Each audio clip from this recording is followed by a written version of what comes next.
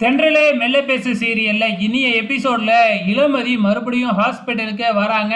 ஆனா வெளியில வராண்டாவிலேயே எல்லாருமே உட்காந்துருக்கிறதுனால எப்படி இப்போ ரூமுக்குள்ள போறதுன்னு தெரியாம முழிச்சுக்கிட்டு இருக்கிறப்ப நம்ம நர்ஸு தான் ஹெல்ப் பண்றாங்க. ஸோ இளமதியை மறைக்கிற மாதிரி ஒரு இதை எடுத்துக்கிட்டு இளமதியை அப்படியே அவங்களுக்கு தெரியாமையே ரூமுக்குள்ள அனுப்பி வச்சிடுறாங்க. ஸோ அதுக்கப்புறம் இளமதியோட அப்பா அம்மா லீலாவதி எல்லாரும் போய் பார்க்கும் பொழுது இளமதி தான் அங்கே கட்டிலில் படுத்துருக்குறாங்க. ஸோ அதுக்கப்புறம் தான் சரியாயிடுச்சு, வாங்க டிஸ்சார்ஜ் பண்ணி வீட்டுக்கு அழைச்சிட்டு போயிடலாம் அப்படின்னு கிளம்பிடுறாங்க. ஸோ இப்போ வீட்டுக்கும் இளமதி போயிடுறாங்க. பரமனை பார்க்கவே முடியலையே அப்படின்னு ரொம்ப ஃபீல் பண்ணிக்கிட்டு தான் இருக்கிறாங்க. இந்த பக்கம் நம்ம பரமனையும் ஜட்ஜி முன்னாடி ஆஜர்படுத்தி ரிமாண்ட் பண்ணி இங்கே சிறைச்சாலையில் கொண்டு வந்து அடைச்சிட்றாங்க. இது வரைக்கும் போலீஸ் ஸ்டேஷனில் லாக்கப்பில் தானே இருந்தாப்புல, இப்போ சிறைச்சாலையிலேயே கொண்டு வந்து அடைச்சிட்றாங்க.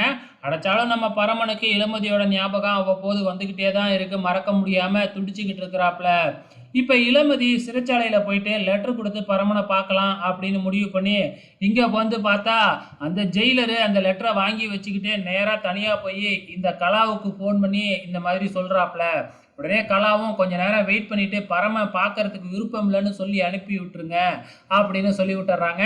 அதே மாதிரி அந்த ஜெயிலரும் இளமதியை பரமனை பார்க்க விடவே இல்லை.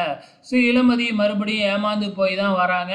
எப்படியாச்சும் பரமங்கிட்ட விஷயத்த சொல்லணும்னு இளமதி எவ்வளோ நேரம் துடிச்சுக்கிட்டு தான் இருக்கிறாங்களே ஒழிஞ்சு, பட் ஆனால் முடியவே இல்லை. இந்த பக்கம் கலா அடுத்தடுத்த சதி திட்டத்தை தீட்டிக்கிட்டே இருக்கிறாங்க. இப்போ ரிஷியை கூப்பிட்டு பரமனை எப்போ கோர்ட்டுக்கு அழைச்சிக்கிட்டு வருவாங்க, ஒரு 6 மாதத்துக்கு பரமனுக்கு எந்த தண்டனையும் கிடைக்கூடாது, அதே டைமில் பார்த்தீங்கன்னா ஜெயிலே தான் இருக்கணும், அதுக்குள்ளே பரமனையும் இளமதியும் நான் பர்மனெண்ட்டாக பிரிச்சிட்றேன் அப்படிங்கிற மாதிரி பிளானை போட்டுக்கிட்டு இருக்கிறாங்க. வெயிட் பண்ணி பார்க்கலாம் அப்கமிங்கில் என்ன நடக்க போகுதுன்னு.